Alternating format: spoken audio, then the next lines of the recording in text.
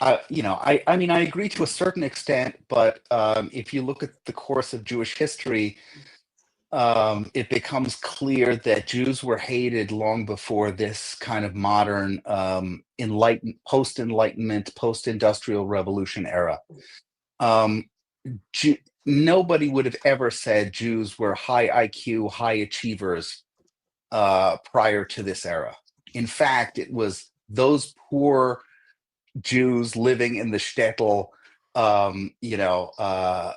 who are whatever, destitute, and this and that. The poor Jew was the Jew that most people were familiar with, Hmm.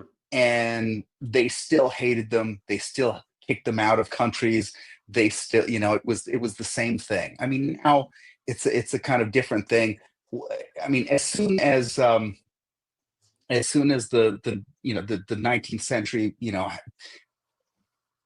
during the 19th century, when all these countries began to first industrialize and kind of become modern, they noticed very fast, especially in places in places like Russia, which at that time had by far the biggest Jewish population in the world, that all of a sudden, it was like Jews were a small percentage of the population. All of a sudden, 50% of the doctors, 50% of the lawyers, all the professionals. As soon as the Jews started to go to school, as soon as like there were schools, and this happened in Romania too, all throughout Europe. As soon as there were schools, it's like the Jews were in there and they were learning and they became professionals, and then people started to look around, and that's where the dynamic that you guys were describing kind of came in, that we need to figure out ways to